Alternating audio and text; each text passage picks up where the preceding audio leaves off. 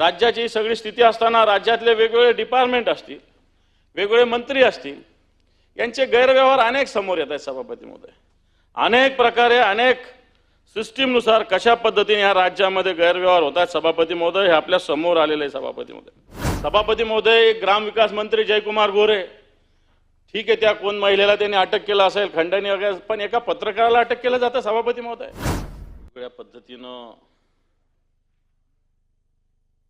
या राज्याची आताची सर्व स्थिती ही जर बघितली तर राज्यात ज्या पद्धतीनं कारभार चालू आहे, हा कारभार जर बघितला तर या राज्यात सरकार आहे का? मोठ्या मोठ्या गोष्टी होतात, आम्ही एवढं बहुमत, तेवढं बहुमत, डबल इंजिन, ट्रिपल इंजिन, काय काय काय काय गोष्टी बोलल्या जातात।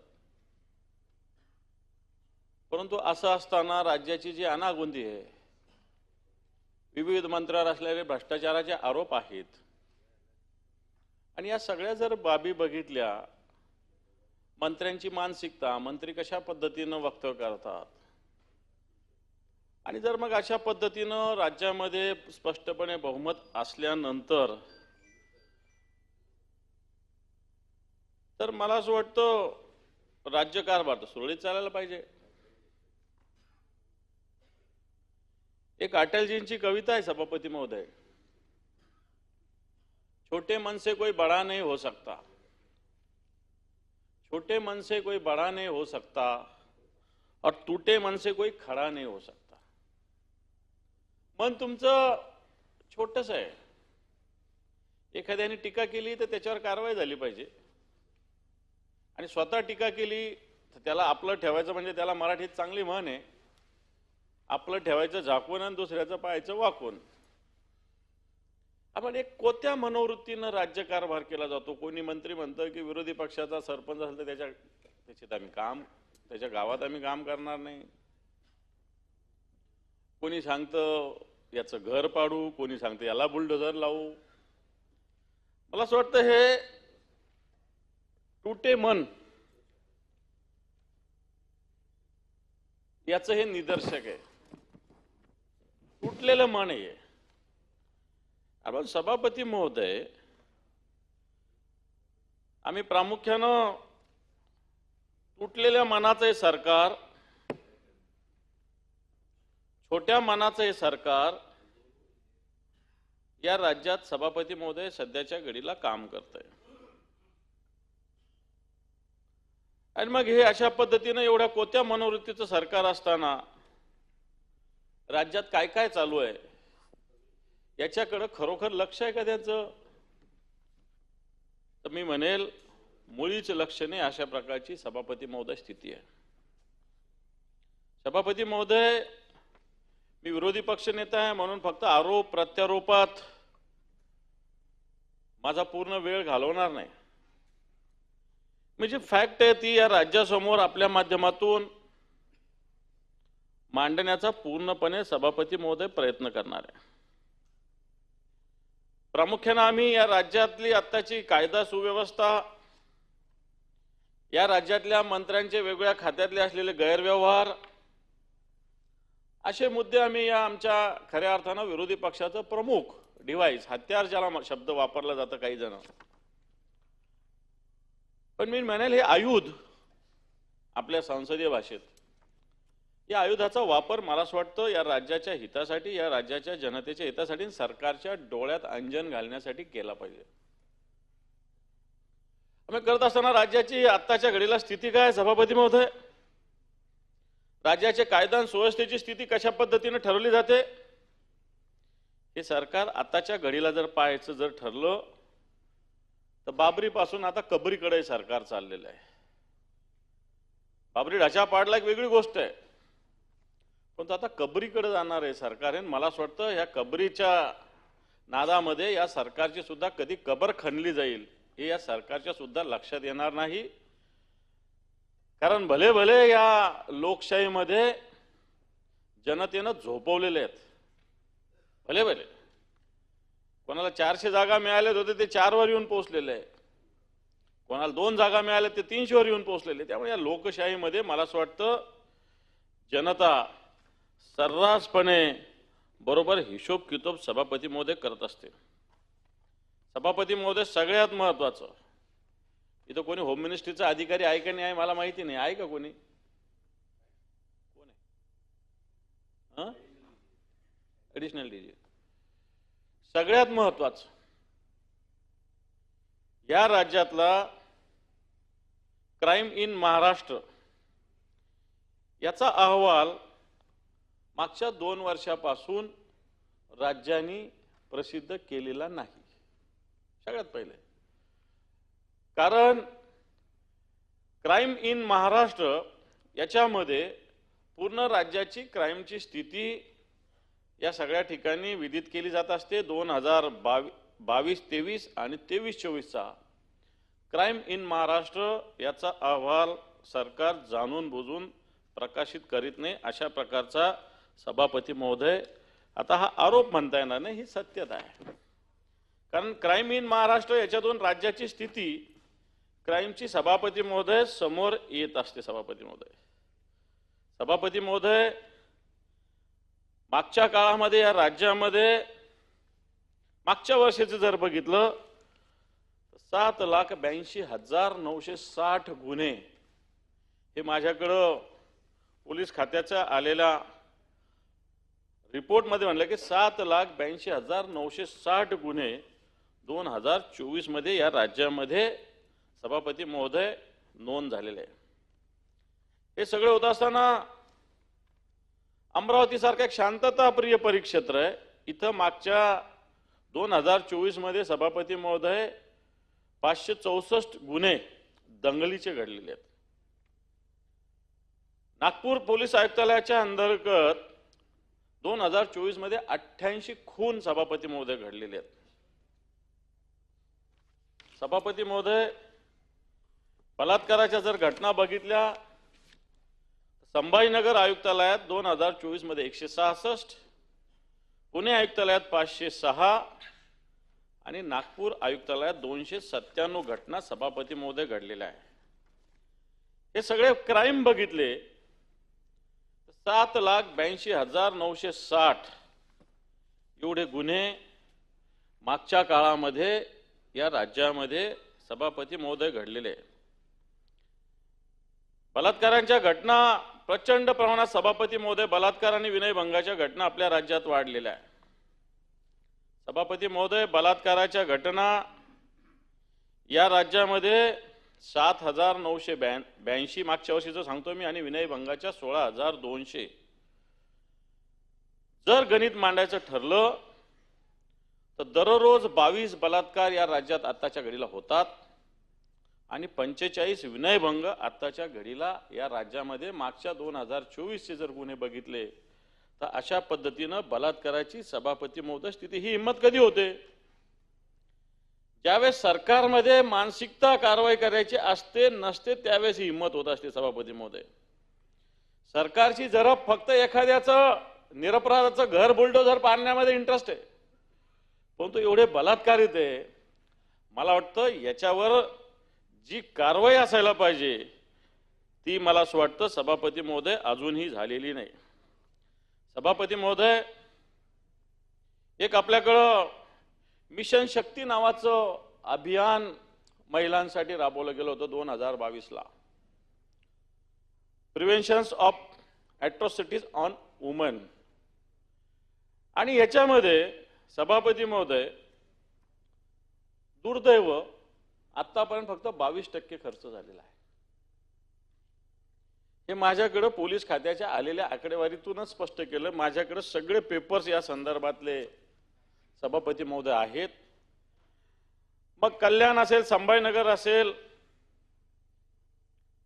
अकोला असेल, ठिकठिकाणच्या जर घटना बघितल्या सभापती महोदय तर या ठिकाणी कमालीचं दुर्लक्ष, हा निधी 22% सुद्धा खर्च होऊ शकले नाही मिशन शक्ती नावाचं जे अभियान आहे याच्यामध्ये. सभापती महोदय, या राज्यातील कारागृहातील बंदीची क्षमता जी आहे, माझ्याकडे जी आकडेवारी 15,946 कैद्याची क्षमता आहे, तिथं आत्ताच्या घडीला 27,114 एवढे बंदी सभापती महोदय. बंदी क्षमता 27,000 असताना 43,000 कैदी आत्ताच्या घडीला सभापती महोदय. म्हणजे जवळपास 16,000 कैदी आत्ताच्या घडीला कोंबून या ठिकाणी सभापती महोदय या राज्याच्या जेलमध्ये आहेत. सभापती महोदय, राज्यातील गुन्हेगारीचे वेगवेगळे आकडे जर दिले तर मला असं वाटतं गुन्हे अन्वेषण विभागाने माझ्याकडे पाठवलेले आकडे सगळ्या विभाग वाईज जिल्हा वाईज आहे. सभापती महोदय, कोणती रेंज घ्या तुम्ही, अमरावती घ्या, कोल्हापूर घ्या, गडचिरोली घ्या, नाशिक घ्या, रेल्वेची रेंज घ्या, सगळ्या ठिकाणचं गुन्ह्यांचं जर प्रमाण बघितलं तर आत्ताच्या घडीला सभापती महोदय गुन्ह्यांचं प्रमाण प्रचंड प्रमाणात वाढलेलं आहे. आता याला मान्य गृहमंत्री सतत उत्तर देतात की गुन्हे घडलेले आहे ओळखीच्याच माणसाने केलेले. मग ओळखीच्याच माणसाने केले म्हणून काय झालं, याच्यावर सुद्धा तेवढी जरब बसवण्याची हिम्मत सरकारमध्ये सभापती महोदय असण्याची आवश्यकता आहे. सभापती महोदय, मागच्या काळामध्ये राज्यामध्ये वेगवेगळ्या आर्थिक घोटाळे झाले सभापती महोदय. 2024 मध्ये तब्बल 51,000 कोटीची फसवणूक या राज्यामधील जनतेची झालेली आहे. मग टोरेस असेल, मनी एज असेल, असे घोटाळे तर मोठे झालेले आहे. त्याचप्रमाणे मग छोट्या छोट्या पतसंस्था, मग आदर्श पतसंस्था असेल, ज्ञानराधा असेल, जिजाऊ असेल, संपदा नागरी सहकारी असेल, मालेगाव बँक असेल, भाईचंद हिराचंद रायसोनी पतसंस्था असेल, या सगळ्या संस्था जर बघितल्या तर मला असं वाटतं सगळ्यांचा हिशोब केला तर या राज्यामध्ये जवळपास 51,000 कोटी रुपयाची फसवणूक या राज्यामधील जनतेची वेगवेगळ्या ठिकाणी सभापती महोदय झाली. माझ्याकडे डिटेल्स यायचे कोणत्या संस्थेत किती झाले, परंतु माझ्याकडे तेवढा वेळ नसल्यामुळे मी त्याच्यावर जास्त बोलणार नाही. परंतु सरकार याच्यात काही करू शकत नाही अशा प्रकारची स्थिती आहे. सभापती महोदय, सायबर गुन्ह्यांचं प्रमाण मोठ्या प्रमाणावर आपल्या राज्यामध्ये घडतं. आत्ताच्या वेळेला सायबर गुन्हे जे आहेत हे जर बघितले तर मला असं वाटतं या राज्यामध्ये आताच्या घडीला सगळ्यात मोठ्या प्रमाणावर सायबर गुन्हे घडतात. आणि याला सरकारने आता वेगवेगळं आम्ही महापेला हे सुरू केलं, ते सुरू केलं, हे सरकार सांगेल, याच्यातून परिणाम काय, परिणाम जर बघितले तर मला असं वाटतं शून्य परिणाम आहे. आणि म्हणून सायबर गुन्हे रोखण्यासाठी सरकारने पाहिजे तसा प्रयत्न करण्याची आवश्यकता आहे. सायबर सेल वेगवेगळ्या ठिकाणी नेमलेले आहेत, पण ते सायबर सेल मला असं वाटतं जनतेला मदत करण्याऐवजी जनतेला त्रास कशा पद्धतीनं होईल अशाच पद्धतीनं काम करतात. अशा पद्धतीने सगळं शोधण्याच्या ऐवजी दुसऱ्या प्रकारात हे सायबर सेल पडतं. आणि म्हणून मला असं वाटतं हा सायबर सेल सुद्धा, मान्य गृह राज्यमंत्री सुद्धा इथं आहेत, हा सायबर सेल सुद्धा येणाऱ्या काळात अतिशय प्रभावी होण्याची आवश्यकता आहे. सभापती महोदय, सभापती महोदय, या राज्याची जर स्थिती बघितली तर आपला राज्य आपण छत्रपती शिवरायांचा, महात्मा ज्योतिबा फुलेंचा, शाहू महाराजांचा आणि डॉक्टर बाबासाहेब आंबेडकरांचं राज्य म्हणून आपण ओळखलं जातं. पण हे ओळखत असताना आताच्या वेळेला राज्यात गुन्हे, मी गुन्ह्याचं तुम्हाला टक्केवारी सांगितली, गुन्ह्याचं प्रमाण राज्यातलं सांगितलं, परंतु या राज्याच्या घटना घडलेल्या आहेत त्या जर बघितल्या तर मला असं वाटतं या घटना पोलीस थांबवू शकू शकत होते. अशा प्रकारची सभापती महोदय स्थिती आहे. सभापती महोदय, सैफ अली खान याच्या घरावर हल्ला होतो, तो काय कुठे एका कोपऱ्यात राहत नाही, तिकडे कोणी जात येत नाही, अशा स्थितीत राहत नाही, शहरात राहतो, मुंबईत राहतो, आणि एवढा मोठा सेलिब्रिटी आहे याच्या घरात घुसून मला असं वाटतं ज्या पद्धतीनं त्याला मारण्याचा प्रयत्न झाला हे राज्याच्या कायदा व सुव्यवस्थेच्या डोळ्यात घातलेलं मोठ्या पद्धतीचं अंजन आहे. सभापती महोदय, सभापती महोदय, हे सगळं होत असताना राज्यातल्या ज्या ज्या घटना घडल्या, सोमनाथ सूर्यवंशीचा मृत्यू झाला, काय कारवाई झाली, आपण आंदोलन केले, सगळ्या गोष्टी झाल्या. माझ्याकडे मानवाधिकार आयोगाचा रिपोर्ट आहे सभापती महोदय, या मानवाधिकार आयोगाच्या रिपोर्टमध्ये सोमनाथ सूर्यवंशीच्या मृत्यूविषयी, तसं तर पोस्टमॉर्टमचा रिपोर्ट सुद्धा मागच्याच वेळेस आपण पाहिलेला आहे, परंतु या सगळ्या मानवाधिकार आयोगाच्या रिपोर्टमध्ये सुद्धा सोमनाथ सूर्यवंशीचा मृत्यू पोलिसांच्या मारहाणीत झाला हे स्पष्टपणे सभापती महोदय म्हटलेलं आहे. न्यायदंडकारींचा जो अहवाल आहे त्याच्यामध्ये हा ठपका ठेवला आहे सभापती महोदय. पण राज्य सरकार सैफ अली खानचा जो आरोपी तो त्याच्यावर कारवाई गतीनं होते. एक मंत्र्याचा मुलगा कुठेतरी बँकॉकला जातो, त्याचं विमान वळवलं जातं पोलीस स्टेशनमध्ये, पुणे पोलीस स्टेशनमध्ये गुन्हा दाखल झाल्या, परंतु सूर्यवंशीला मारहाण करणाऱ्या लोकांवर अजून सुद्धा सरकार सभापती महोदय कारवाई करू शकत नाही. अशा प्रकारची सभापती महोदय स्थिती आहे. सभापती महोदय, स्वारगेटची घटना आपल्या समोर आहे. ज्या पद्धतीनं एका महिलेवर अत्याचार झाला, मला असं वाटतं हे काही गोष्टी आता महाराष्ट्राला सांगण्यात असताना ज्या पद्धतीने ही घटना घडली त्या पद्धतीनं जर बघितलं तर मला असं वाटतं नंतर पोलिसांनी जीवाचं रान करून या आरोपीला पकडलं हे निश्चित. त्या ठिकाणी पोलिसांनी कारवाई केली, चांगली केली, काय हे. परंतु ज्या पद्धतीनं हा गुन्हेगारी प्रवृत्तीचाच माणूस अशा पद्धतीनं कृत्य करतो आणि या पुण्यासारख्या स्वारगेट सारख्या बसस्टँडवर अशा पद्धतीनं सभापती महोदय जे होतं ते जर बघितलं तर मला असं वाटतं कायदा सुव्यवस्था आताच्या घडीला कशा पद्धतीनं आहे हे लक्षात येतं. सभापती महोदय, असं होत असताना छेडछाडीच्या घटनेचा मी उल्लेख केला. छेडछाडीची घटना कोणाबरोबर होते? एक केंद्रात मंत्री असलेली आपली भगिनी तिच्या मुलीबरोबर. आपल्या रक्षाताई खडसे केंद्रात मंत्री आहेत, यांच्या मुलीशी छेडछाड होते आणि एका राजकीय पक्षाशी संबंधित लोक याच्यामध्ये. सभापती महोदय, केंद्रीय मंत्र्यांची स्थिती आहे तर सर्वसामान्य माणसाच्या एखाद्या मुलीची, बहिणीची जर छेडछाड होत असेल तर मला असं वाटतं काय स्थिती गुजरत असेल. सभापती महोदय, केंद्राच्या एका मंत्र्याला पोलीस स्टेशनमध्ये जाऊन अशा पद्धतीनं तक्रार करावी लागली. मला असं वाटतं ही तक्रार जर आपण बघितली तर खऱ्या अर्थानं कायदा सुव्यवस्थेचं धाक कशा पद्धतीनं ज्यांनी पाळायचा तेच लोक अशा पद्धतीनं कशा पद्धतीनं कायदे तोडतात हे आपल्याला लक्षात येतं. सभापती महोदय, बीडची घटना भले 3-3.5 महिने झाले असेल तरी आज या राज्याच्या डोळ्यासमोर आहे. सभापती महोदय, मस्साजोगमधील घटनेचा आजही एक आरोपी अजून सापडलेला नाही, बाकी सापडले. हे सगळं होत असताना त्यांच्यावर VIP ट्रीटमेंट वगैरे मी त्याच्यात जात नाही. आरोपी पकडले हे महत्वाचं आहे. त्याच्यामध्ये एका मंत्र्यांचं नाव घेतलं गेलं, सगळी दुनिया नाव घेते गेली, परंतु या मंत्र्यावर कोणती कारवाई करण्याची हिम्मत सरकार करत नाही. सभापती महोदय, मी हा का मुद्दा मांडतोय? एक घटना संभाजीनगर जालन्यामधल्या भोकरदन तालुक्यामध्ये घडली. सभापती महोदय, एक व्यक्ती आहे बोराडे नावाचं, त्याला चटके दिले. चुकीची घटना घडली, अतिशय चुकीची घटना घडली, हे व्हायलाच नाही पाहिजे होतं. पण चटके देत असताना आमच्या पक्षाचा एक तालुका प्रमुख आहे तिथं, नवनाथ दौड, त्याच्यावर आरोप केले गेले. पोलिसांना SP पुरावे दिले की तो प्रयागराजला आहे. जो आरोपी तो स्वतः सांगतो की हा आमचा नवनाथ दौड नावाचा आमचा शिवसेनेचा तालुका प्रमुख, हा तिथं नव्हता, हा आरोपी सांगतोय. त्याचे तिकीट आहे, प्रयागमध्ये असलेलं त्याचं आहे, रस्त्याचं पेट्रोल भरलं, मला वाटतं तो बाय रोड गेलेला, त्याची बायको त्याच्यासोबत, त्याची मुलगी त्याच्यासोबत.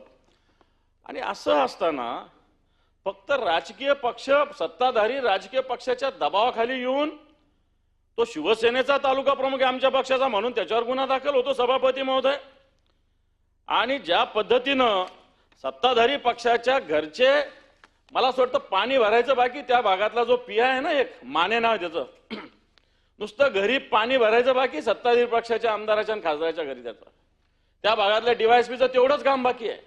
यांनी सांगायचं आणि त्यांनी गुन्हे दाखल करायचे. फक्त तिथले जर गुन्हे तपासले सभापती महोदय, राजकीय हेतून प्रेरित होऊन जो भारतीय जनता पार्टीच्या विरोधात जाईल त्याच्यावर गुन्हे दाखल करा आणि त्याला सरेंडर करा आणि त्याला भारतीय जनता पार्टीत समावेश करा. ही कोणती पद्धत आहे सभापती महोदय?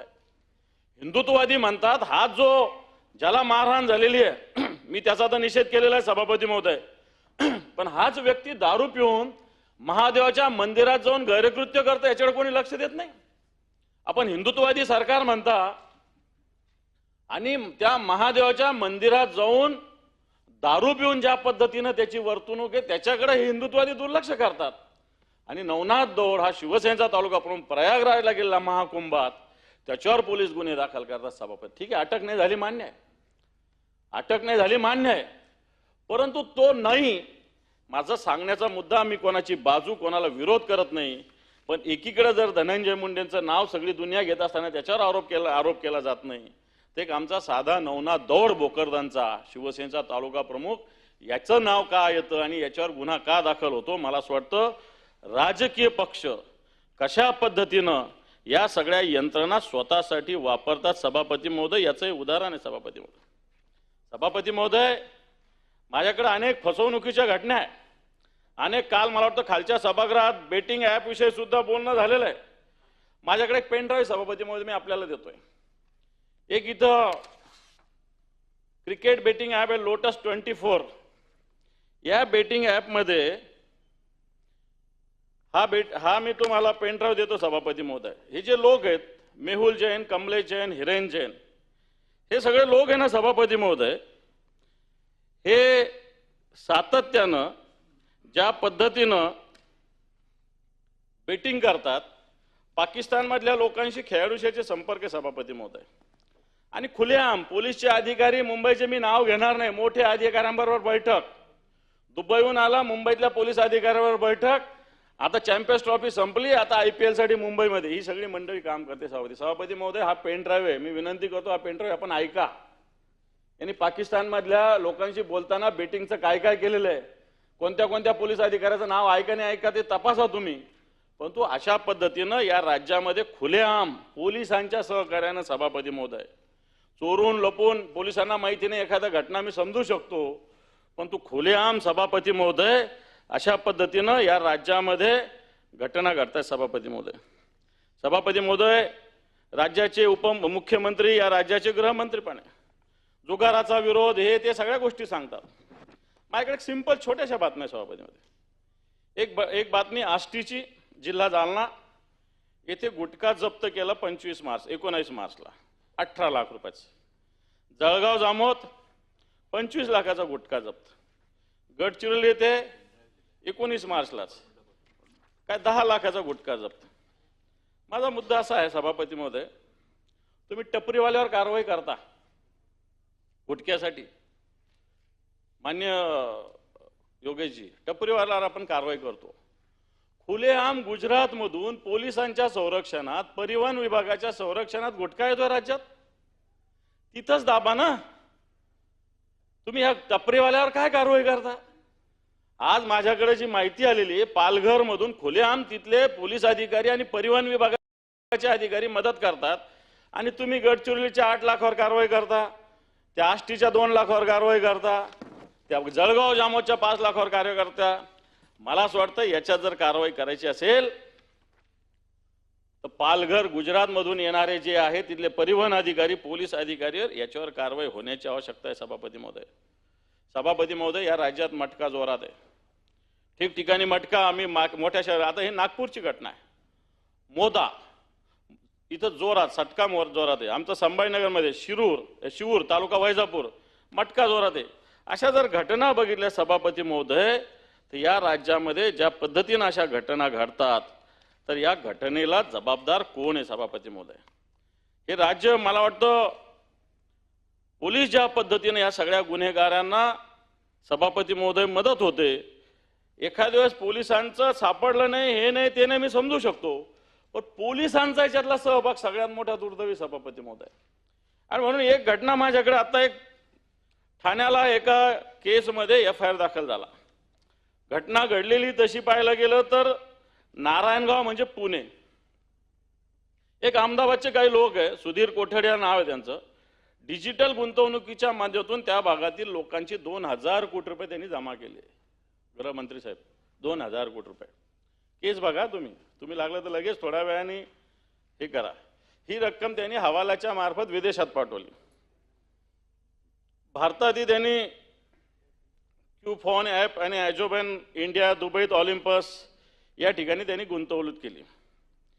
त्याच्यानंतर त्याच्यात एक पराग अशोक कुमार शहा नावाचा व्यक्ती होता, यांनी सुद्धा अशा पद्धतीनं तिथं पैसा जमा केला. आता गुन्हा कुठे दाखल व्हायला पाहिजे? गुन्हा दाखल व्हायला पाहिजे होता नारायणगावला. गुन्हा कुठे दाखल झाला माहिती आहे? ठाण्यामध्ये. ठाण्यामध्ये का की तिथे मग एक डीसीपी आहे. सीपी काही काम करत नाही, डीसीपीच ऍक्टिव्ह आहे तिथं. डीसीपी जसा सांगतो तसं सीपी करतो ठाण्याचं काम. मी अपमान करत नाही सीपीचा, मी अपमान करत नाही, परंतु अशी स्थिती या ठाण्यामध्ये. आणि या ठिकाणी 2021 पासून हे सगळे घटना घडत असताना गुन्हा दाखल झाला फक्त 20 कोटी रुपयाचा. तक्रारीत 510 कोटी म्हटलेलं आहे. गुन्हा दाखल होतो सभापती महोदय फक्त 20 कोटीचा. हा डीसीपी कोण आहे? पोलीस खात्यानं शोधावं. यांनी काय हा 20 कोटीचा आणि ठाण्याशी याचा लिंक काय? मला असं वाटतं यांनी गुन्हा दाखल करायचा तर पुण्यात किंवा नारायणगावला करायला होता. परंतु अशा पद्धतीनं स्वतःचे इंटरेस्ट जपण्यासाठी अशा पद्धतीनं गुन्हा जो 510 कोटीचा होता तो फक्त सभापती महोदय 20 कोटीचा गुन्हा या ठिकाणी नोंदवला गेला आहे. सभापती महोदय मागच्या काळामध्ये अनेक घटना केल्या. या राज्यातील महाविकास आघाडीचं सरकार असताना वेगवेगळ्या पद्धतीनं टीका होत होती कायदा सुव्यवस्था. सुशांत सिंहची ज्यावेळेस मृत्यू झाला त्यावेळेस या राज्यातील पोलीस यंत्रणेवर सरकारवर आरोप केले गेले. मला वाटतं काल परवा CIDचा एक रिपोर्ट आलेला आहे.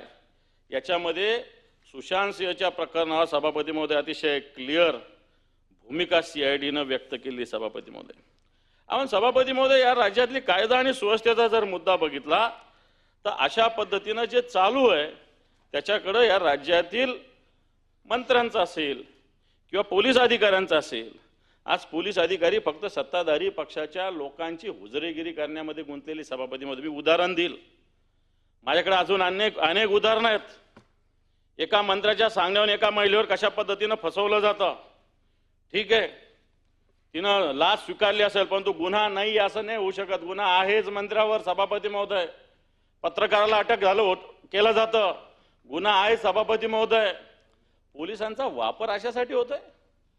पोलिसांचा वापर व्यक्तिगत हितसंबंधासाठी या राज्यात होतोय. आधी अशा पद्धतीनं कधीही पोलीस या राज्यात वागत नव्हते, परंतु आत्ताच्या घडीला अशा पद्धतीनं पोलीस यंत्रणा या राज्याच्या सरकारने सभापती महोदय म्हणतो स्वतःच्या व्यक्तिगत कामासाठी वापरायला सुरुवात केली. सभापती महोदय, सभापती महोदय, राज्याची सगळी स्थिती असताना राज्यातले वेगवेगळे डिपार्टमेंट असतील, वेगवेगळे मंत्री असतील, यांचे गैरव्यवहार अनेक समोर येत आहेत. सभापती महोदय, अनेक प्रकारे अनेक सिस्टीमनुसार कशा पद्धतीने या राज्यामध्ये गैरव्यवहार होत आहेत. सभापती महोदय, हे आपल्या समोर आलेले आहे. सभापती महोदय, सभापती महोदय, मागच्या काळामध्ये एक सिडकोची योजना होती जालन्यामध्ये खरपुडीला. सभापती महोदय, माझ्याकडे डिटेल्स आहे त्याचे. जालना येथील एक नवनगर प्रकल्प आहे. 247 हेक्टर एकूण क्षेत्र आहे. ही जागा सगळ्या शेतकऱ्यांची. खरेदी केली फक्त सतीश अग्रवाल, कृष्णकुमार गोयल, राधेश्याम चिप्पा, रखमाजी जल्लेवाल यांनी. सभापती महोदय, 18/6/2008 याच्यात प्रदूषित क्षेत्र म्हणून घोषित केलं होतं. 11/4/2017 आर्थिक सहायता नसल्याने प्रस्ताव रद्द केला होता.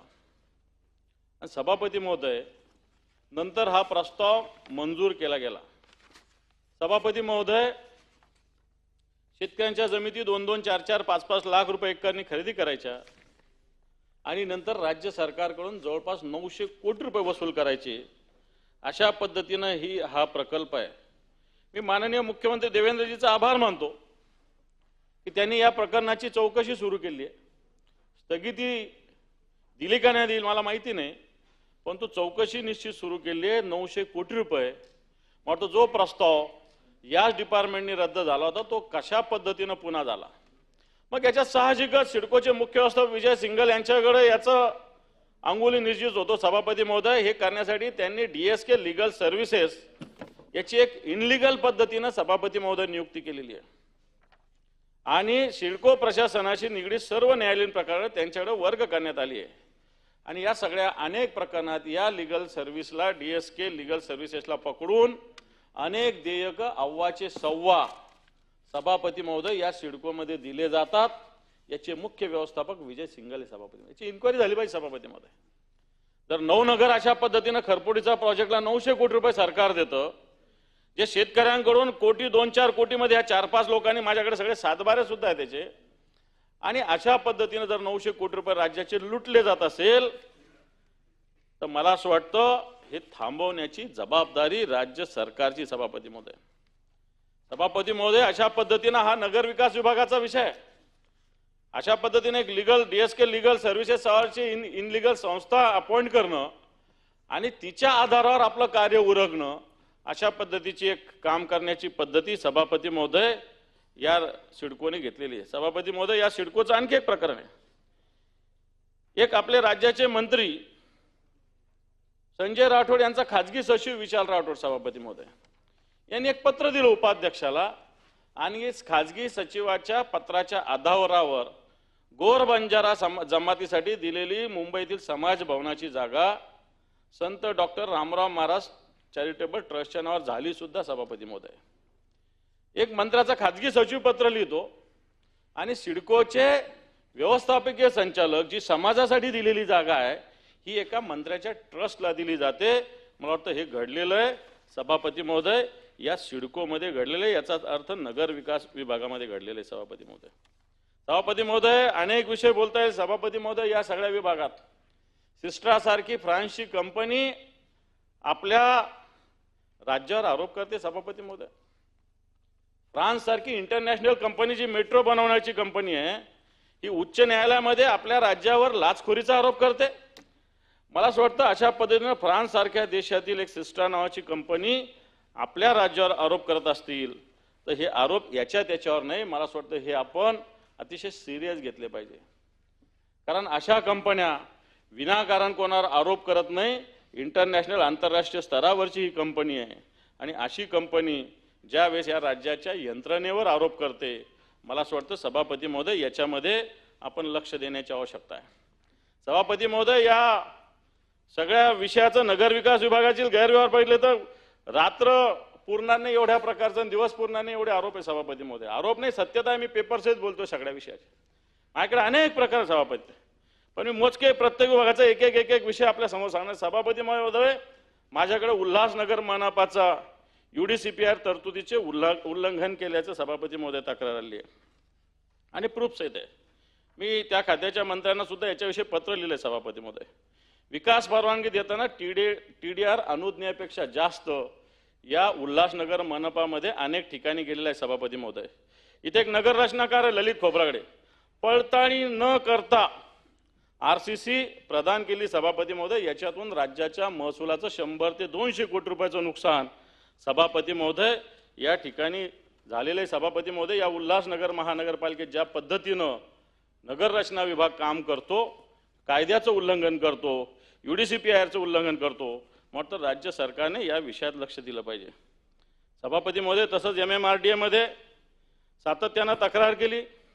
या ठिकाणी एक सबग्रेड लेअरचं काम होतं. हे सबग्रेड लेअरचं कामच केलं नाही. सभापती महोदय, 600 कोटी रुपयाचे काम होतं. सभापती महोदय, वेगवेगळ्या वेळेस तक्रारी केल्यानंतर सुद्धा या सगळ्या कामाची इन्क्वायरी सरकार करत नाही. हे का होतंय? कोणाचा तरी आशीर्वाद असल्याशिवाय सभापती महोदय या गोष्टी होत नाही. वेगवेगळ्या ठिकाणी आपण तक्रार करतो, पण तो अधिकारी सभापती महोदय या विषयाकडे दुर्लक्ष करतात आणि म्हणून या विषयाकडे सरकारने लक्ष देण्याची आवश्यकता आहे. सभापती महोदय, या ठिकाणी जर बघितलं तर इथले आयुक्त भ्रष्टाचारी अधिकाऱ्यांना पाठीशी घालतात का काय, अशा प्रकारची शंका माझ्या मनात सभापती आहे. सभापती महोदय, हे सगळं होत असताना कशा पद्धतीने अधिकारी बेमुरवत खोरपणे वागतात त्याचं एक उदाहरण आहे. सभापती महोदय, मी मागच्या वर्षी सहज, मला कोण काय माहिती नाही, परंतु माझ्याकडे एक अर्ज आला होता. एक अंधेरी विभाग आहे इथं महानगरपालिकेचा, के वेस्ट, इथे एक चक्रपाणी नावाचा उपायुक्त आहे. सभापती महोदय, के वेस्टला BMCचा मी एक तक्रार केली होती, तिथं इनलिगल बांधकाम होतंय म्हणून. मी ज्यावेळेस तक्रार करतो दर महिन्यात एक मजला वाढतोय. सभापती महोदय, पाडत नाही, मी पण मजा बघतोय. मी दर महिन्यात एक पत्र लिहितो, आग्रह काही करत नाही. पण दर महिन्यात मला तिथला एक माणूस फोटो पाठवतो, माझं एक पत्र दिलं की एक मजला झालेला असतं, सभापती महोदय या अधिकाऱ्याला मी दर महिन्याला एक फोन करतो, पण तो सातत्यानं अनधिकृत बांधकाम कशा पद्धतीनं वाढेल अशाच पद्धतीने तो प्रयत्न. आपल्याकडे सभागृहात त्याविषयी चर्चा झाली सभापती महोदय, की ज्या पद्धतीनं मुंबईमध्ये अशा 15,000 16,000 प्रकरणं चालू आहे आणि त्याला हे अधिकारी अशा पद्धतीनं खतपाणी सभापती महोदय घालत असतात.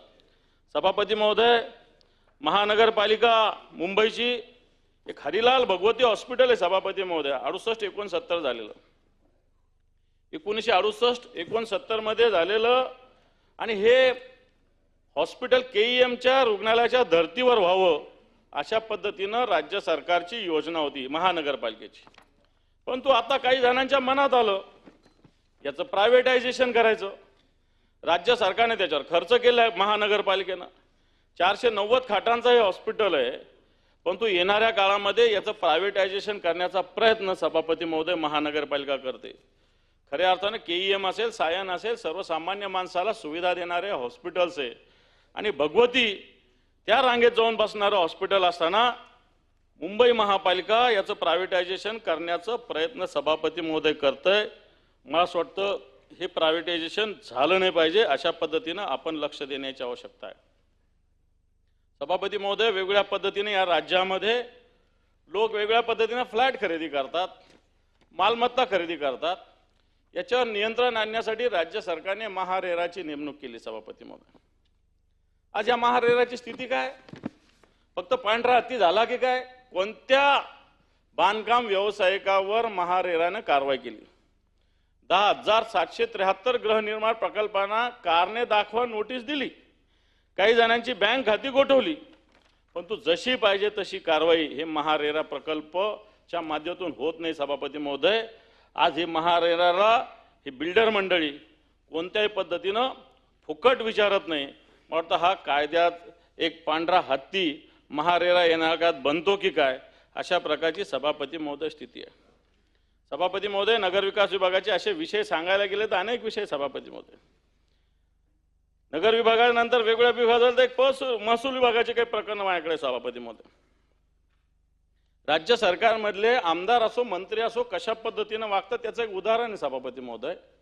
एक अहिल्यानगर आपला जिल्हा आहे सभापती महोदय. इथे एक बऱ्हाणपूर नावाचं गाव आहे, जे नगरच्या जवळ आहे. इथं देवीचं मंदिर आहे, तुळजाभवानीचं मंदिर आहे मोठं. तिथे भगत नावाचे पुजारी आहेत, आणि या भगतांनी तिथे एक प्रवेशद्वार आहे, जुनं प्रवेशद्वार हे असं म्हणतात. अनेक आख्यानामध्ये, पोथीमध्ये, ग्रंथामध्ये त्याचा उल्लेख आहे सभापती महोदय. राहुरी विधानसभेत हे येत आहे. तुळजाभवानीचं मंदिर आहे, तिथे एक प्रवेशद्वार आहे, एक अंबिका सांस्कृतिक भवन आहे.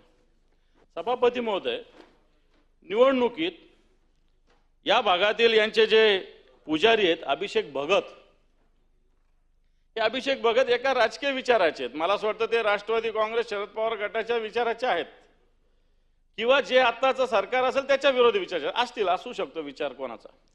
आणि त्यांनी तो प्रचार केला म्हणून त्या ठिकाणचे स्थानिक आमदार आहेत, मला वाटतं कर्डिले त्यांचं नाव आहे, या आमदारांनी महसूल यंत्रणेला हाताशी धरून ते पूर्णपणे अंबिका भवन पाडलं, तुळजाभवानी देवी मंदिराचं प्रवेशद्वार पाडलं.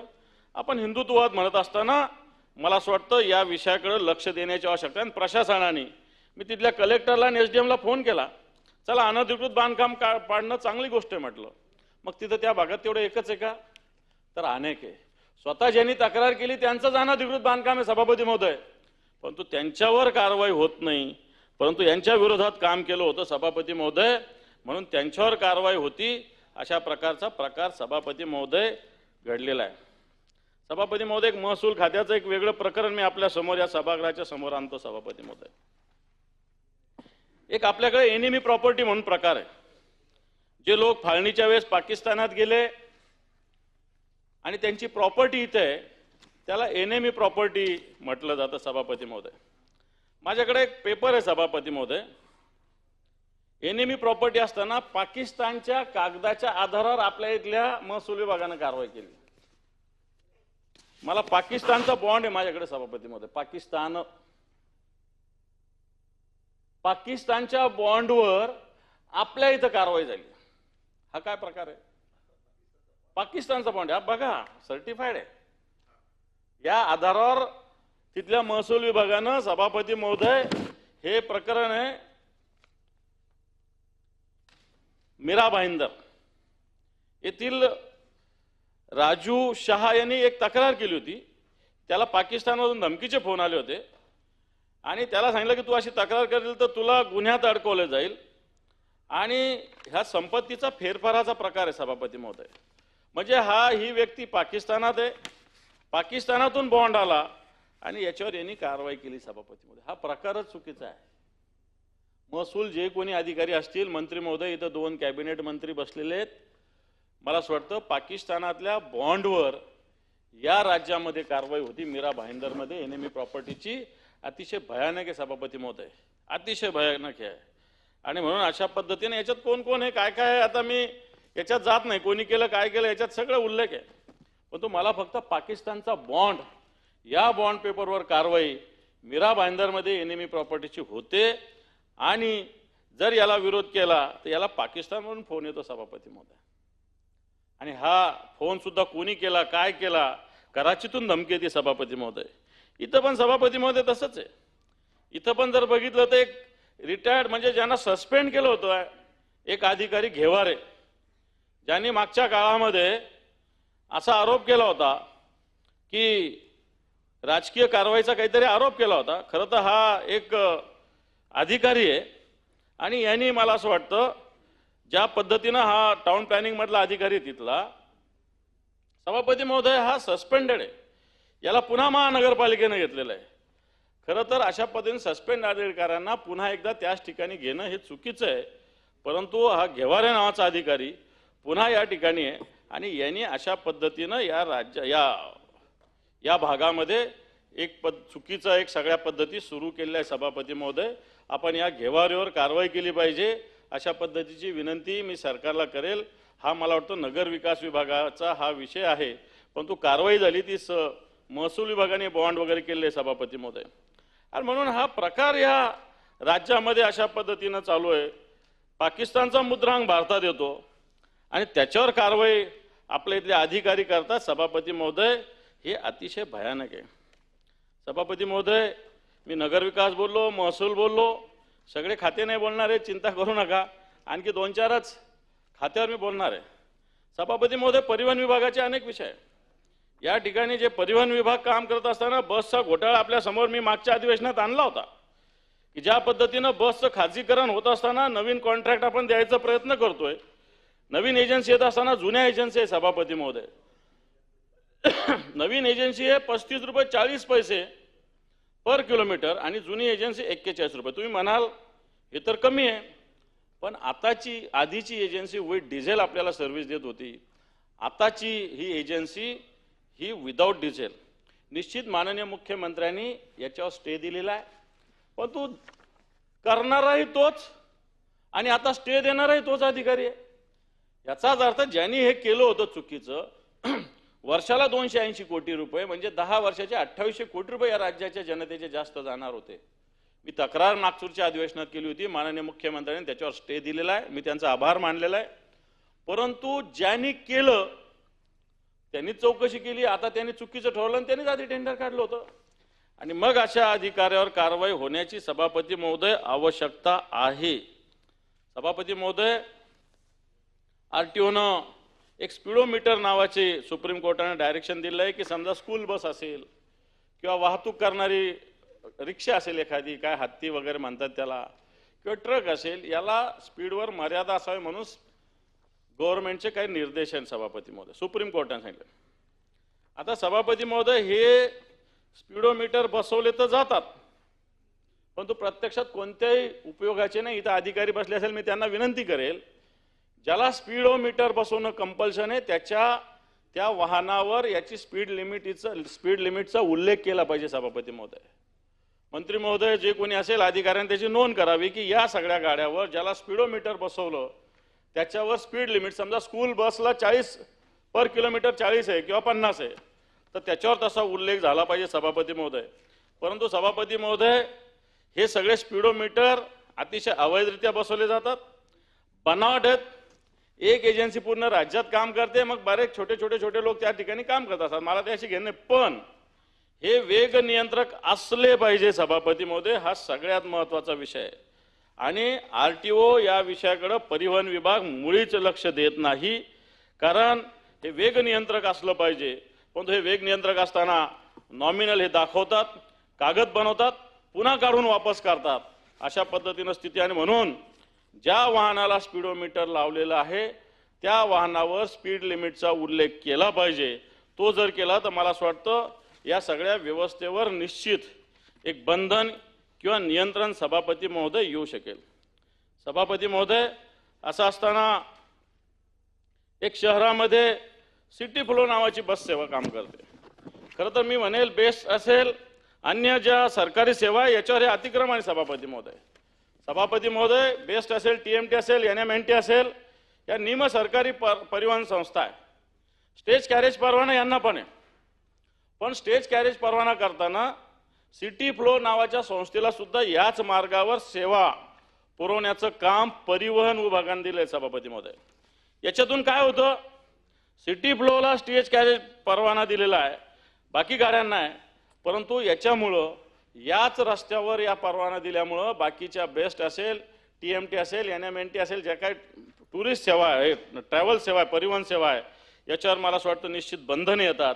आणि म्हणून नुकसान आपण म्हणतो, बेस्टचं नुकसान आहे, याचं नुकसान आहे, TMTचं नुकसान आहे, NMNTचं नुकसान आहे.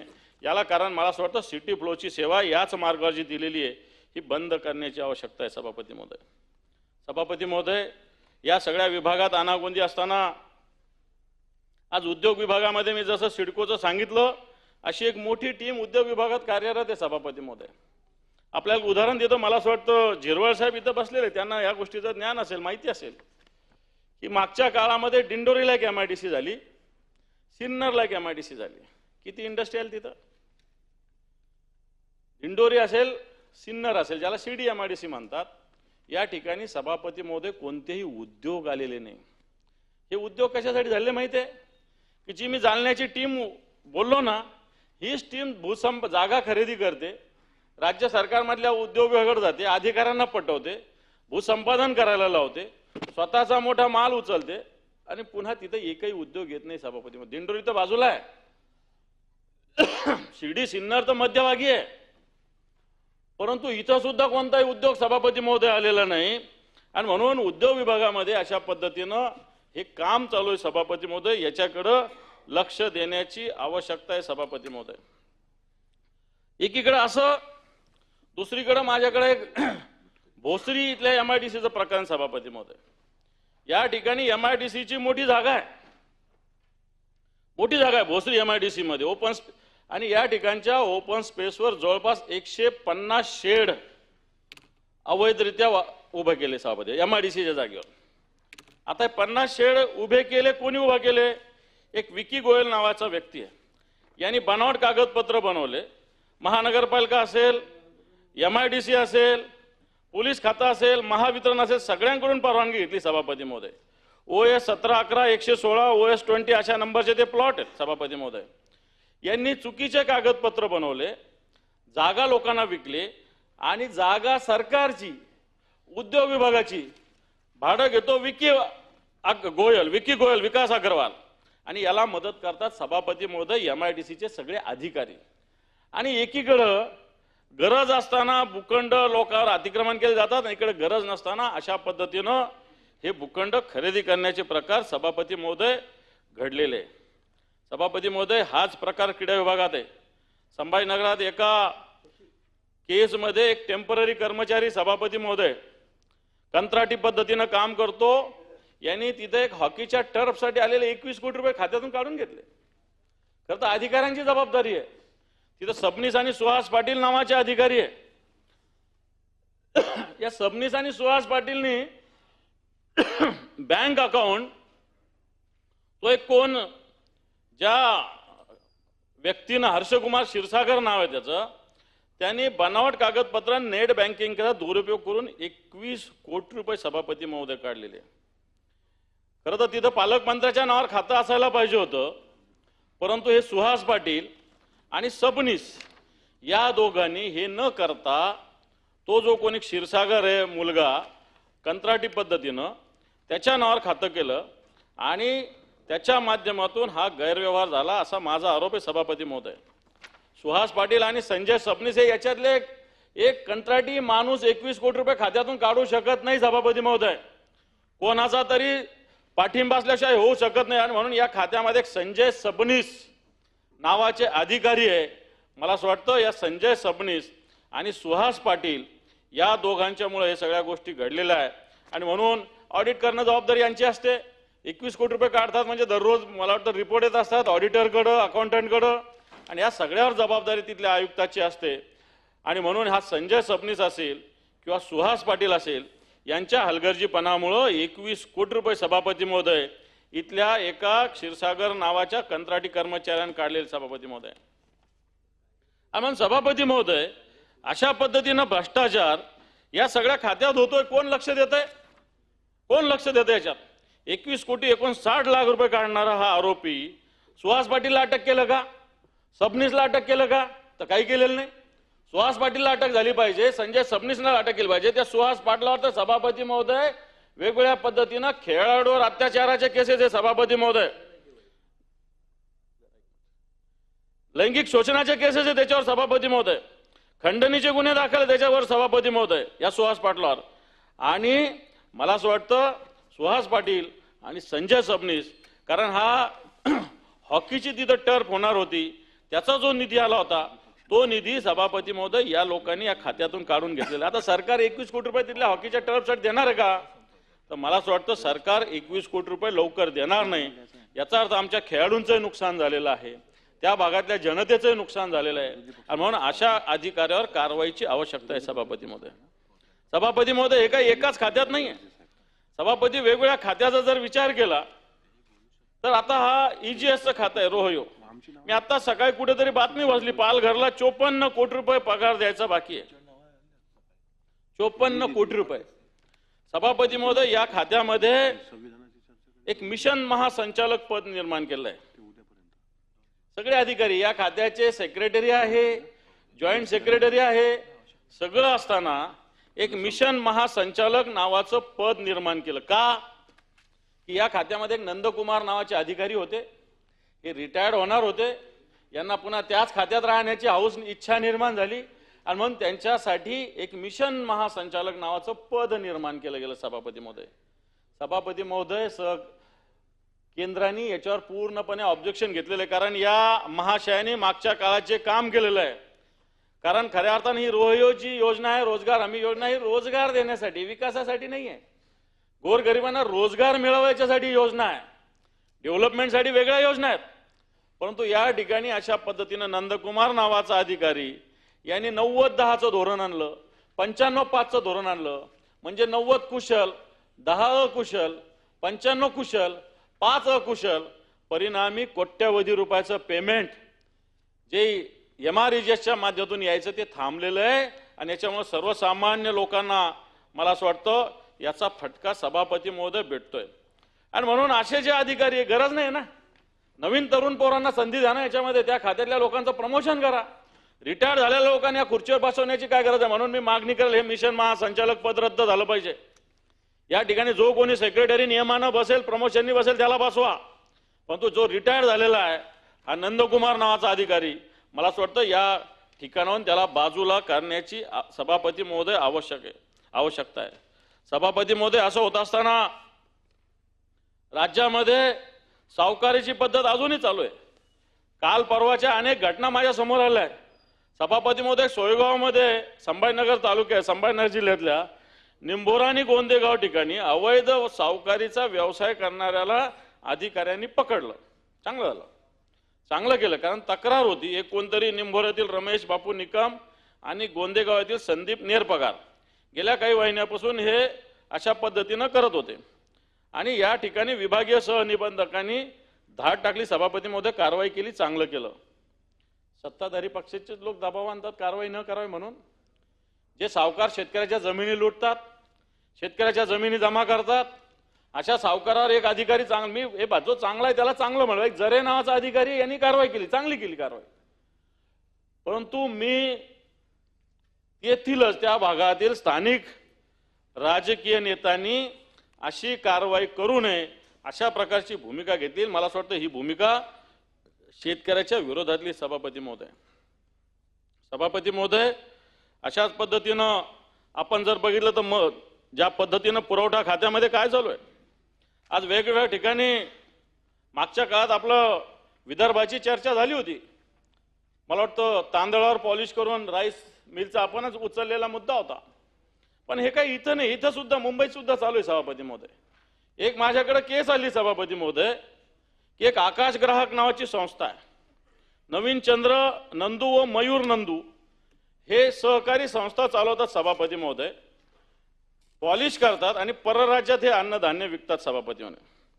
आणि यांनी वाहतूक निविदेची प्रक्रिया करताना गैरव्यवहार केलाय सभापती महोदय. हा गैरव्यवहार कसा की यांनी खोटी कागदपत्र सभापती महोदय सादर केली आहे.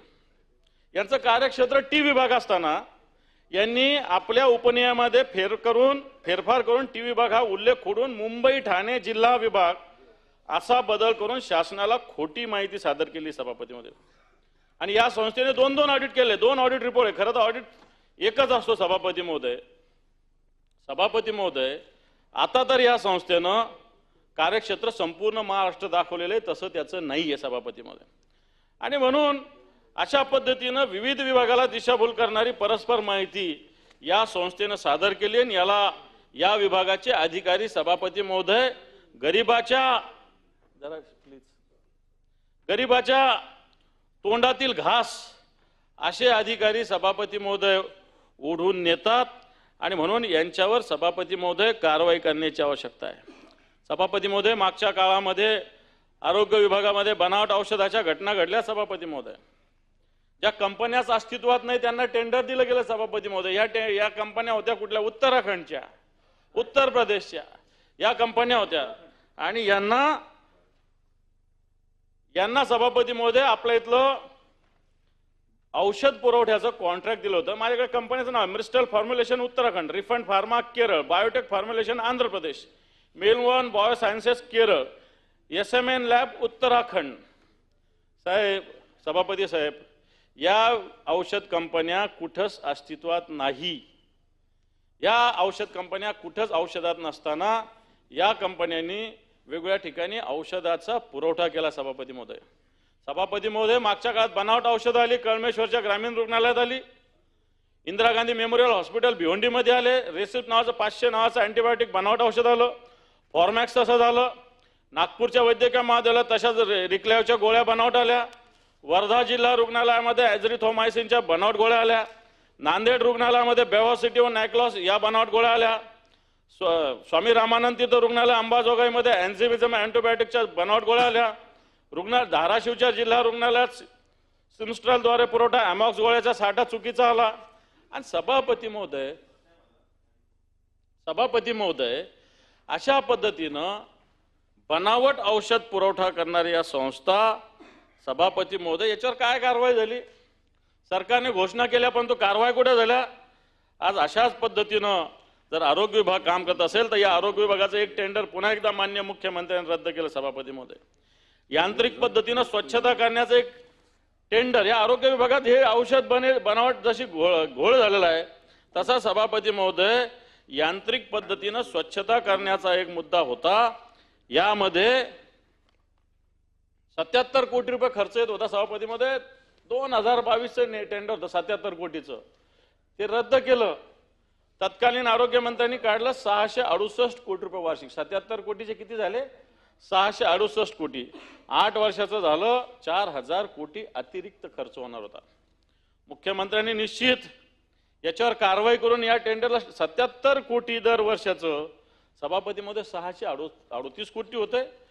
म्हणजे खरं तर मंत्र्यांनी या राज्याचा महसूल, या राज्याचा मला असं वाटतं एक नियंत्रण खर्चावर आणण्याची गरज असताना अशा पद्धतीनं मंत्री जर काम करत असेल सभापती महोदय, तर सभापती महोदय हे चुकीचं आहे.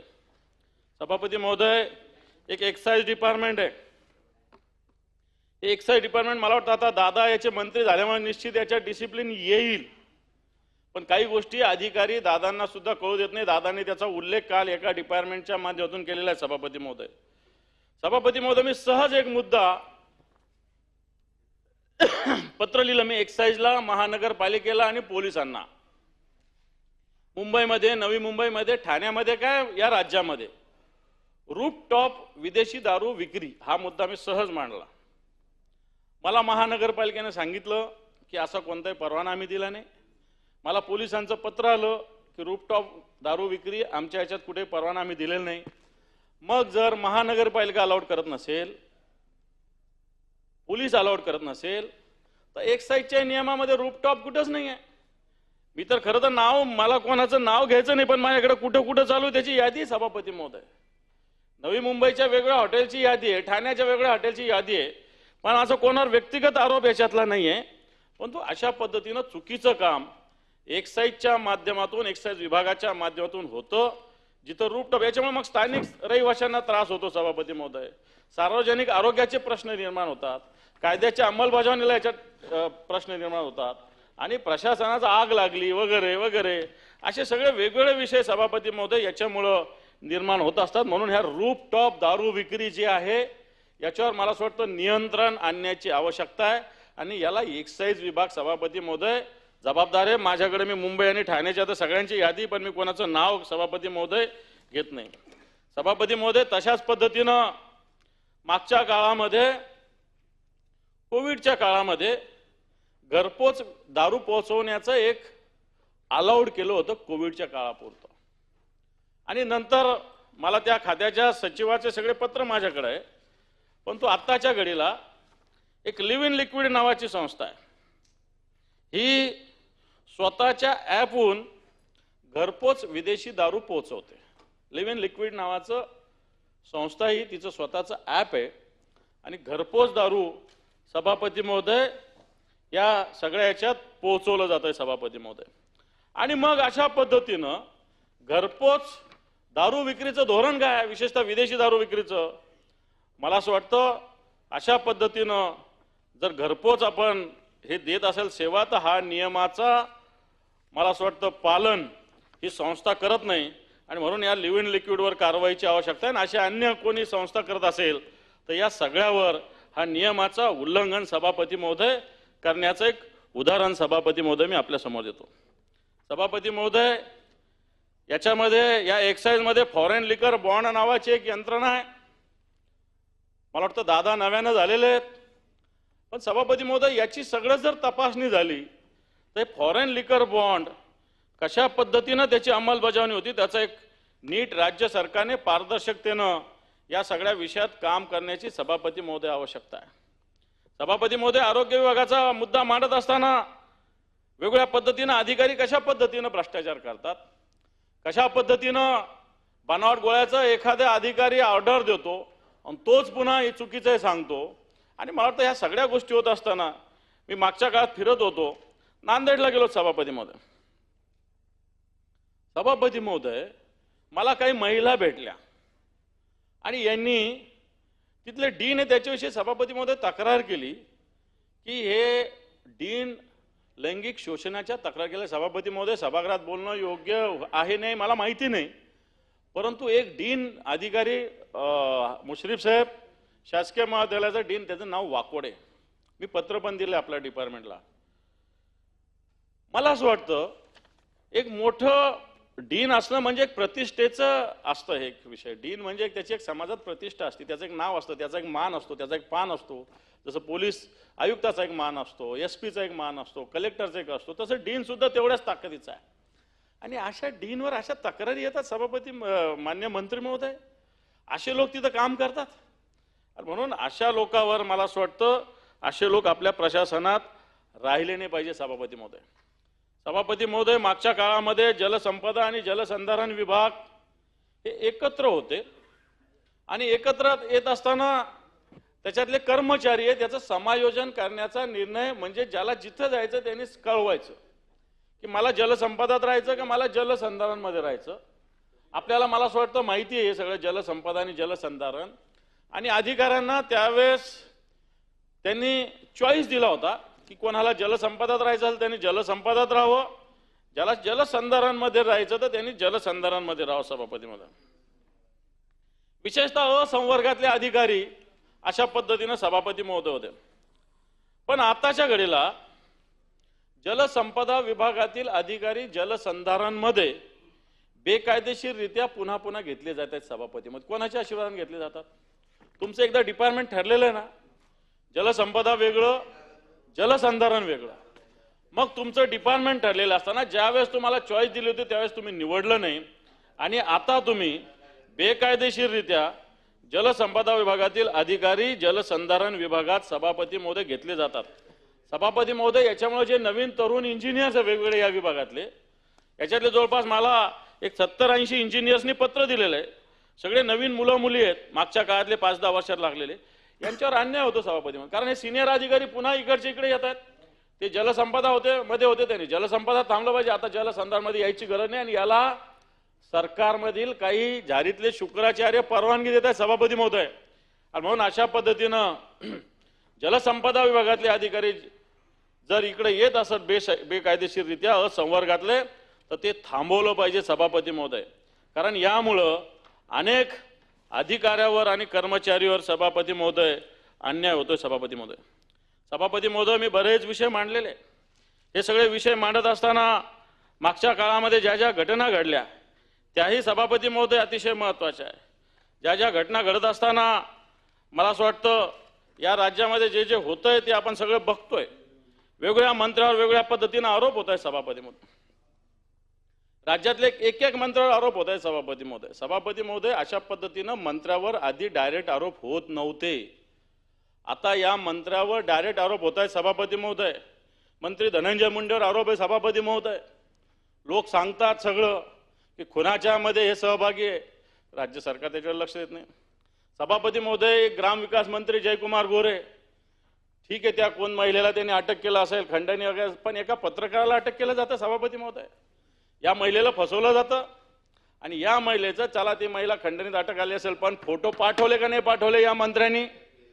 असं मंत्री वागू शकतात? मला असं वाटतं याचं आश्चर्य सभापती महोदय निश्चित सगळ्यांना वाटतं. आता मंत्री गेले, गृहमंत्री, स्वारगेट बलात्कार प्रकरणात काय बोलले ते? अतिशय असंवेदनशीलतेनं बोलले सभापती महोदय. शांततेत पार पडला. हे काय प्रकार, हे काय बोलणं झालं? आणि म्हणून अशा पद्धतीने होत असताना आज माणिकराव कोकाटे सारख्या मंत्र्यावर सभापती महोदय ज्या पद्धतीनं फसवणुकीचं फ्लॅट हडपल्याचं एक कोर्ट बोललेलं आहे. कोर्ट बोलले 420चं प्रकरण त्यांच्यावर आहे सभापती महोदय. जयकुमार रावलावर वेगवेगळे आरोप होत आहेत सभापती महोदय. संजय राठोडावर आरोप होत आहेत सभापती महोदय. मी हे काय यादी वाचतोय सभापती महोदय? उदय सामंतावर आरोप होत आहे सभापती महोदय. आणि आपण स्वतः आरोप केले होते सभापती महोदय. संदीपान भुमरे, तानाजी सावंत, अब्दुल सत्तार, संजय राठोडे यांचे ओएसडी फिक्सर असल्याचं आपलंच वक्तव्य सभापती महोदय. आता हे फिक्सर एकीकडं ओएसडी नेमताना, पीएस नेमताना फार चालण्या लावतात आणि एकीकडे हा काय चालू आहे नाच. नुसतं 2 ओएसडी आणि 2 पीएस तुम्ही नेमल्याने काय लगे राज्य स्वच्छ होणार आहे? हे सगळे नीट केले पाहिजे. सगळ्यात आधी मुख्यमंत्री सांगतात आम्ही फिक्सर ओएसडी योजना आणि पीएस, याला काय अर्थ आहे? सगळे इनलिगल व्यवस्थित काम करतात. कित्येक जणांचे सह्याचे पत्र माझ्याकडे त्या पीएसचे, कित्येक जणांचे पत्र आहेत. नुसत्या या घोषणा आहे सभापती महोदय. आणि एक नितेश राणे आरोप करतात की मी विरोधी पक्षाच्या लोकांच्या याच्यात कामच करणार नाही. मला असं वाटतं आधी अशा पद्धतीनं कधी या राज्यामध्ये मंत्र्यावर अशा पद्धतीनं आरोप सभापती महोदय झालेले नव्हते. कृषी विभागातल्या वेगवेगळ्या पद्धतीनं भ्रष्टाचार आपल्या समोर आले. अनेक मंत्र्यांचे नाव, 10-12 मंत्री म्हणजे अर्ध्या मंत्रिमंडळावर वेगवेगळ्या पद्धतीनं सभापती महोदय आरोप येत आहेत. आणि म्हणून सभापती महोदय, हे सगळं होत असताना आपण नेमकं कोणत्या दिशेला चाललेलं आहे? आपल्याला नेमकं काय साधायचं आहे? या राज्यात आपल्याला काय झालं पाहिजे याचा विचार एक संवेदनशील नागरिक म्हणून आपण सगळ्यांनी करण्याची आवश्यकता आहे सभापती महोदय. सभापती महोदय, मागच्या काळामध्ये औरंगजेबाच्या कबरीवरून या राज्यामध्ये काहूर उठवलं गेलं. औरंगजेबाच्या कबरीला सभापती महोदय 6 लाख 6.5 लाख रुपये देखभालीसाठी येतात. किती? 6 लाख 6.5 लाख. सिंधुदुर्गाला छत्रपती शिवरायाचं मंदिर आहे सभापती महोदय, 250 रुपये येतात. 250. औरंगजेबाच्या कबरीसाठी 6.5 लाख रुपये येतात. सिंधुदुर्गच्या छत्रपती शिवरायाच्या मंदिराच्या देखभालीसाठी सभापती महोदय 250 रुपये येतात. सभापती महोदय, आणि म्हणून हे सगळं होत असताना मला असं वाटतं फक्त राजकीय हेतून या सगळ्या गोष्टी होत आहेत. जो नागपूरमध्ये एक व्यक्ती वारली, ती इटारसीला जात असताना वारली, तिचा दंगलीत सहभाग होता नव्हता मला माहिती नाही, परंतु शेवटी एक व्यक्तीचा जीव गेलाय. सभापती महोदय, आपण सुद्धा एक संवेदनशील कार्यकर्तेच म्हणता येईल, भले वरती बसलेले असला तरी, परंतु ज्या पद्धतीनं आपण कबर आणि बाबर उकरून काढतोय, वाटतं आपण कोणत्या जमान्यात चालवलं आहे. एकीकडे सुनीता विल्यमच्या विषयी बोलतो आपण, कशा पद्धतीने 29,000 स्पेसमधून ती कशा पद्धतीने इथं आली. वेगवेगळे आपण आर्टिफिशियल इंटेलिजन्सच्या जमान्यामध्ये आपण आलेलो आहे आणि आपण कबर आणि बाबर करत बसलेले सभापती महोदय. आणि म्हणून अशा करत असताना ज्या पद्धतीनं काल परवा कामरावर हल्ला झाला, हा शोभनीय का? काबरा बोलला. मला असं वाटतं या सगळ्या बोलत असताना व्यक्ती स्वातंत्र्यावर कुठे हल्ले होण्याची आवश्यकता नाही. सभापती महोदय, परवाच्या दिवशीची नागपूरला दंगल झाली. दंगल होत असताना दोन्ही बाजू याला जबाबदार आहे. दोन्ही बाजू सभापती महोदय जबाबदार आहे. औरंगजेबाच्या कबरीविषयी तर सगळीकडे आंदोलन झालं, मग नागपूरमध्येच का दंगल झाली हा पण सभापती महोदय शोध घेण्याचा विषय. सभापती महोदय, मुख्यमंत्र्यांनी भले हे म्हणणं नाकारलं असेल, परंतु माझ्याकडे व्हिडिओ आहे सभापती महोदय. आज आपण बोलतो, आपण कोणत्या जमान्यात आहे. सभापती महोदय, नागपूरला ताजुद्दीन दर्गा मी माहिती घेतली सहज घेतली. नितीन गडकरींची वडिलांनी याच्यासाठी पुढाकार घेतलेला असं सांगितलं मला. नितीन गडकरी एक संवेदनशील नेतृत्व आहे आपल्या राज्याचं नाही देशाचं म्हणता येईल, यांनी पुढाकार घेतलेला आहे आणि यांच्या पुढाकारातून ते नाशिकचं ताजुद्दीन दर्गा चांगली गोष्ट आहे, म्हणजे त्यांच्यामुळे झालं. आज पहिली चादर त्या दर्गेवर नितीन गडकरींची जाते. सभापती महोदय, आपल्या देशातला अजमेरचा दर्गा सगळ्यात मोठा आहे, आपण मानला जातो. गरीब नवाज का काय त्याचा दर्गा आहे. देशाचे पंतप्रधान तिथं सभापती महोदय चादर पाठवतात ना, सभापती महोदय, ही चादर तुडवल्या गेली. या चादरीवर आयात लिहिलेलं असतं. माझ्याकडे फोटो आहे. म्हणून औरंगजेबाविषयी कोणाला प्रेम नाही आहे, नसलंच पाहिजे. या देशाला हिंदू असेल मुसलमान याच्यात विषयच येत नाही. औरंगजेब आक्रमक होता. अबू आझमीला जेलमध्ये नाही टाकत आपण. औरंगजेबाची बाजू घेतो. कुठे गेला औरंगजेबाला? त्या अबू आझमीला जेलमध्ये टाकून कुठे टाकला जेलमध्ये? ते नाही टाकत. कोरटकर 1.25 महिन्यानं अटक होतो. राहुल सोलापूरकर अजून मोकळा फिरतोय सभापती महोदय, अजून फिरतो.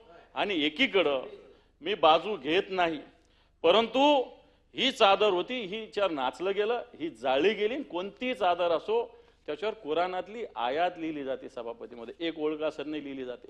म्हणून कुराणाचा आयात जाळल्यानंतर मला वाटतं काही भावना तीव्र होऊ शकतात. म्हणजे आपण ह्या धर्माच्या बाबतीत कशा पद्धतीनं वागतो हा माझा मुद्दा याच्यामध्ये. आणि जर आपल्याला ताजुद्दीन बाबाची दर्गा नितीन गडकरींनी दिलेली चालते, अजमेरच्या शरीफच्या अजमेर दर्ग्याला नरेंद्र मोदी साहेबांना दिलेली आपल्याला चादर चालते, आणि मग ही चादरीवर तुम्ही पायदळी तुडवता, हे सुद्धा मला असं वाटतं चुकीचं आहे सभापती महोदय. मला वाटतं सगळ्या धर्माचा आदर आवश्यक आहे. आणि म्हणून सगळं हे होत असताना सभापती महोदय, या राज्याची जर आताची कायदा सुव्यवस्थेची जर परिस्थिती बघितली तर मला वाटतं या राज्यात पुन्हा ताकदीनं काम करण्याची आवश्यकता आहे. या राज्यात कायद्याचा धाक येण्याची आवश्यकता आहे सभापती महोदय. हा कायद्याचा धाक करण्यासाठी सरकारला निष्पक्षपातीपणे काम करावं लागेल. सभापती महोदय, काल हायकोर्ट बोललं, बुलडोझर लावले आपण कुठेतरी सिंधुदुर्गला, नागपूरला. हायकोर्टानं त्याच्यावर ताशेरे ओढलेले आहे. उत्तर प्रदेश, बिहार नाहीये महाराष्ट्र. या महाराष्ट्रात हे नाही चालणार. चुकीचं आहे ते कराच. बुलडोझर काय आणखी काय लावायचं लावा, पण सगळ्यांना लावा. जसा तिथे दंगल करणारे दोषी आहे, तिथं कामराचा स्टुडिओ जाळणारे सुद्धा दोषी आहे. त्यांच्याकडून तुम्ही वसूल करणार, यांच्याकडून पण तुम्ही वसूल करा.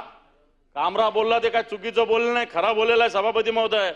म्हणून या सगळ्या याच्यात राज्याची कायदा सुव्यवस्था, या वेगवेगळ्या मंत्र्याचे गैरव्यवहार, या राज्याची जर परिस्थिती बघितली, हे राज्यात आर्थिक रसातळाला जात आहे सभापती महोदय. आणि म्हणून या अंतिम आठवड्याच्या प्रस्तावाच्या माध्यमातून सरकारच्या ही कार्यपद्धती, सरकारच्या वृत्तीचा मी निषेध करतो सभापती महोदय. निषेध करत असताना मी एक राहत इंदोरी आपले एक मोठे शायर आहे, त्यांचा एक शेर मी याच्यात बोलतो आणि माझं बोलणं, जहां से गुजरो धुआं बिछा दो, जहां से गुजरो धुआं बिछा दो, जहां भी पहुंचो धमाल कर दो, जहां भी पहुंचो धमाल कर दो, तुम्हें सियासत ने हक दिया है. हे सत्ताधारी पक्षाला सांगतो मी, तुम्हें सियासत ने हक दिया है, हर जमीनों को लाल कर दो, हरी जमीनों को लाल कर दो, हर जमीनों को हरी जमीनों को लाल कर दो. जहां से गुजरो दुआ बिछा दो, जहां भी पहुंचो धमाल कर दो, तुम्हें सियासत ने हक दिया है, हरी जमीनों को लाल कर दो।